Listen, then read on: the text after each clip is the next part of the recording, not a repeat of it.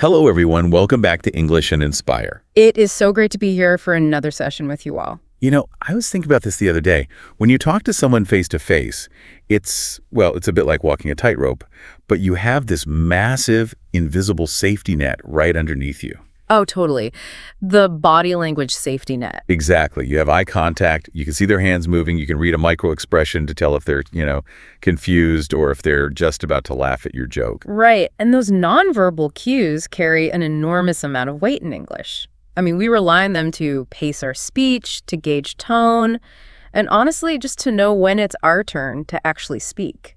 But the second you pick up a ringing phone, that safety net completely vanishes. Gone. You're just suspended in midair. You are relying on absolutely nothing but the sound of your voice.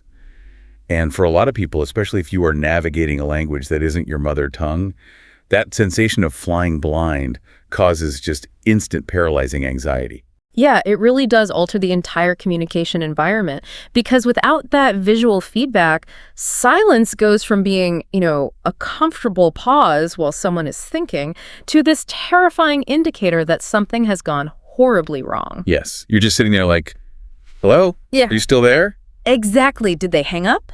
Did I offend them? So today, for our deep dive, we're going to build you a new safety net. We're going to completely demystify the English telephone conversation. Which is much needed, trust me. Because whether you are, prepping for a high-stakes business call, or you're just trying to catch up with an English-speaking friend without sweating completely through your shirt, we are pulling together the ultimate cheat sheet today. And we have some fantastic sources for this. We really do. We're looking at comprehensive grammar breakdowns from 7ESL, some really great pronunciation masterclasses from English and Engvid, alongside some rather strict official corporate telephone etiquette manuals. Yeah, and the overarching theme across all these materials is that phone English operates almost as its own distinct dialect. Like a mini language inside of English. Pretty much. I mean, it has its own vocabulary, its own slightly bizarre idioms, and a highly specific set of unwritten rules of politeness. And missing just one of those rules can, frankly, entirely derail the connection. Getting that connection started is actually the very first major hurdle. Oh, absolutely. Because before you can even worry about the substance of the conversation, you have to actually answer the ringing phone. Yeah. And looking at the etiquette sources we have, how you pick up essentially sets the rules of engagement for everything that follows. Right. Those first 3 seconds really dictate the entire trajectory of the call because the context determines the vocabulary you're expected to use. It reminds me a lot of how we physically open our front doors. Oh, that's a good analogy. Right. Like you use a totally different posture and a totally different tone of voice for the mail carrier who's asking for a signature than you do for, your best friend who just showed up on your porch with a pizza. Yeah, you wouldn't open the door for your best friend and say, "Greetings, state your business." Exactly. And you wouldn't greet the mail carrier by ripping the door open and yelling, "What's up?" Oh, you definitely wouldn't. And the sources highlight that stark divide beautifully. In a formal setting, it is incredibly structured. The guides show that you state your identity or your company's identity, like, immediately. Right. So you pick up and say something like, "Hello, this is Julie Madison calling." Or if a receptionist answers, it's "Midtown Computer Solutions, how may I direct your call?" But switch to an informal setting, and it is vastly different. You just answer with, "Hey, it's Lisa," or simply, "What's up?" And the mechanism behind this difference really comes down to the purpose of the interaction itself. I mean, in a business setting, efficiency is paramount. Time is money. Exactly. You need to establish identity and intent immediately so the other person knows they've reached the right destination. Personal calls, however, they're built on a foundation of existing intimacy. The relationship itself is the point. Right. The relationship is the purpose of the call. So you don't need to formally announce your credentials like you're entering a courtroom. That makes a lot of sense. There is this one specific detail in the etiquette PDF that caught my eye, though, because it seems to contradict that whole idea of business efficiency. Oh, which part? So the manual explicitly states that it is a major failure in manners to ask a caller, "Who's calling?" Instead, it insists you have to say, "May I say who is calling, please?" Ah, yes. The classic etiquette rule. But that is a lot of extra words. If efficiency is paramount, why is "who's calling" considered such a terrible thing to say? Well, that gets right to the heart of how politeness functions in the English language, which relies heavily on indirectness. Okay, indirectness. Yeah. So who's calling is highly efficient, yes, but it is also very abrupt. It is a direct demand for information. It feels a bit like a police officer asking for your driver's license at a traffic stop. Name, now. Precisely. It immediately puts the caller on the defensive. But by adding "may I," you fundamentally change the dynamic of the sentence. You soften it. Exactly. You are no longer demanding their name. You are asking for their permission to know it. So you're creating like a verbal cushion. Instead of a strict command, it becomes a respectful request. You are honoring the caller's autonomy. And you see this constantly in English, especially in professional environments. We make statements longer and less direct, specifically to soften the impact. Right. It signals that you respect the person on the other end of the line enough not to just bark orders at them. Okay, so you've opened the door respectfully, you've used your polite verbal cushions, and now you have the caller officially on the line. You're in. You're in. But the next challenge the sources bring up is actually managing the technical connection of the call. And the English language does this almost entirely through phrasal verbs. Oh, the dreaded phrasal verbs. The 7 ESL guide lays out this absolute minefield of ups and offs and ons. Phrasal verbs, which are verbs combined with a preposition or an adverb, they are really the engine of spoken English. And on the phone, they are completely unavoidable. They're everywhere. They are. And they're also notoriously difficult for non-native speakers because the logic behind them is, well, rarely obvious. The mechanics are definitely confusing at first glance. Like, to initiate a call, you call up. If you want someone to wait in a formal setting, you ask them to hold on. But if it's your buddy, you might tell them to hang on. Right. And if the cellular signal is bad, you break up. The subtle differences are staggering. I can easily see why someone might confuse break up with break down or break in. Which dictate entirely different scenarios. I mean, a car breaks down, a burglar breaks in. But on the phone, the audio breaks up. It's so weird when you think about it. It is. The confusion happens because you are taking a physical action breaking and applying it to an invisible digital signal. Which leads to a really common, a kind of funny mistake highlighted in the sources. Yeah. You cannot confuse turn off with hang up. Oh, no, you definitely can't do that. You do not say, I'm going to turn off now to end a call with someone. Right, because turning off refers to powering down the physical device entirely. You are literally shutting down the smartphone. Hanging up means ending the specific conversation you're having. Let's dig into that vocabulary for a second, actually, because this is where the history of the language gets wild to me. It's fascinating. Why are we hanging things up and getting cut off? The words sound so violent and physical for an action that today is literally just tapping a smooth piece of glass on a touchscreen. Well, those specific verbs are linguistic fossils. Linguistic fossils. I love that term. They are remnants of obsolete technology that have survived perfectly intact in our modern vocabulary, even though the physical actions they describe haven't existed for, decades. So we're still speaking the language of antique technology. Think about the early days of telephony. Phones used to be these heavy wooden boxes mounted on the walls of houses. Right, the ones with the little bells on top. Exactly. You spoke into a mouthpiece on the wall and you held a separate, heavy earpiece, the receiver, to your ear. When you were finished speaking, you physically had to lift that receiver and hang it onto a metal hook on the side of the wooden box. Oh, wow. Yeah, and the physical weight of the receiver pulling down on the hook is what mechanically disconnected the telephone line. So you literally, physically hung the phone up on the wall. You hung it up. And the phrase cut off, which we use today when a cellular signal just drops suddenly, that goes back to the era of human switchboard operators. The operators pulling the cords. Exactly. Early phone calls weren't routed digitally by computers. They were routed by actual people plugging and unplugging physical metal cords into a giant board to connect two homes. That sounds exhausting. It was a huge job. And if an operator mistakenly pulled your plug, or if the physical wire outside was severed by a storm, your connection was quite literally cut off. It is exactly like how the save icon on most computer programs is still a picture of a little floppy disk. Yes. Nobody has used a floppy disk in 20 years, but the symbol remains. The technology evolves, but the language remembers the original action. That is a perfect parallel. And you know, since we are on the topic of the 7 ESL guide, there is a crucial grammatical rule regarding these phrasal verbs that we should mention, particularly for breakup. Okay, what is it? It is an inseparable phrasal verb. Inseparable meaning the two words break and up cannot be split apart in a sentence. Correct. So when the audio is garbled, you say, you're breaking up. You cannot put an object between the verb and the preposition. So I couldn't say the signal is breaking the call up. No, never. The action of deteriorating audio has to stay bundled together as one unit. You're breaking up. You're breaking up. Got it. Okay, so let's say that actually happens.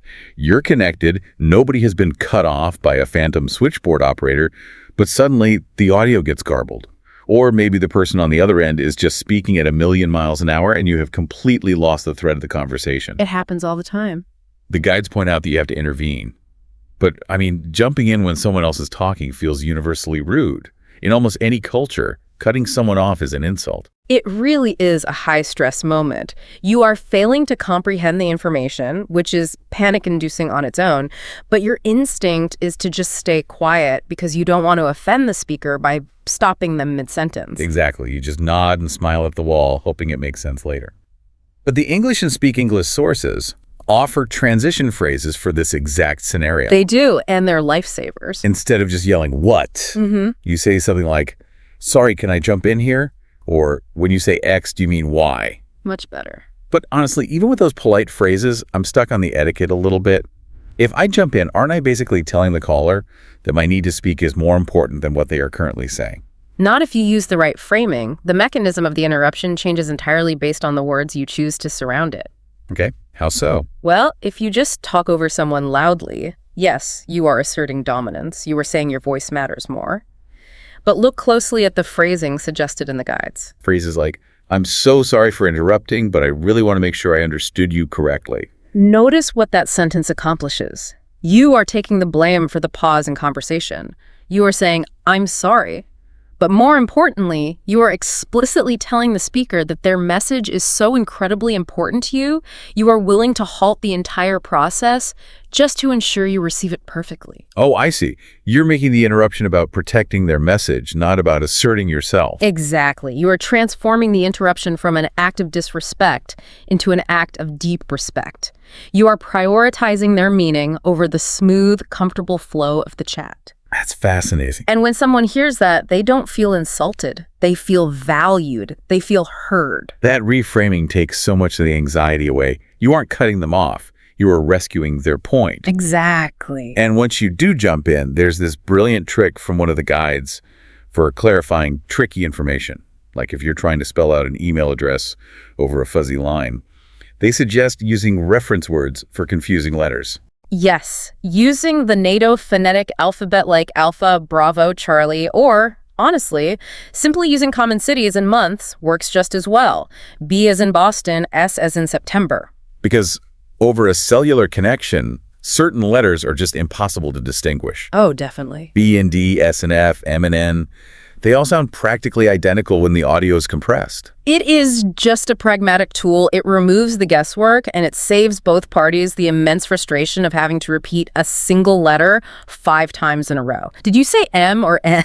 No, N-M. It's awful. So painful.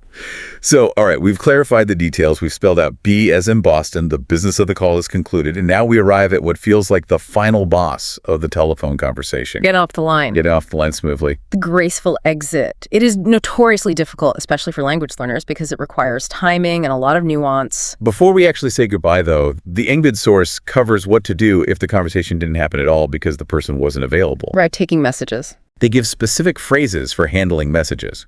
You don't just say, wait. You say, hold on, let me grab a pen and paper. Let's look at why that specific phrase works so well.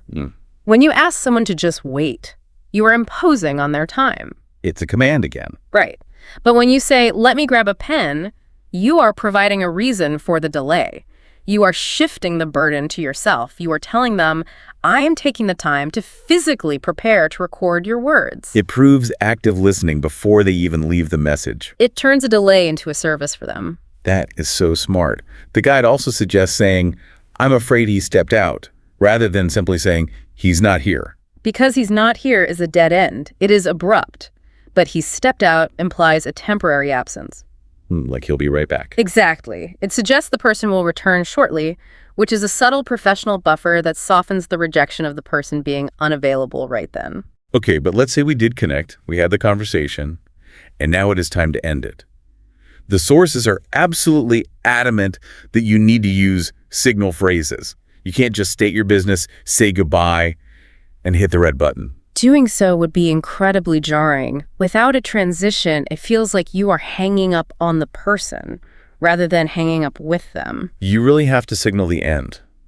Formally, you might say something like, "Thank you for your time today," or "I'll let you get back to your morning."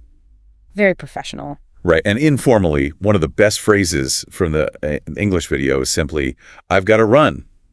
But they include a major warning about pronunciation here. Yes, this is huge. You cannot over-enunciate those words. It is a classic example of where strict grammatical accuracy gets in the way of natural fluency. If you carefully pronounce every syllable, "I have got to run," you sound like a robot, or maybe someone acting in a very stiff historical drama. Like a Victorian lord politely excusing himself. Exactly. You have to blur the words together. "I've got to run." Compressing those words into contractions shows a casual, natural urgency.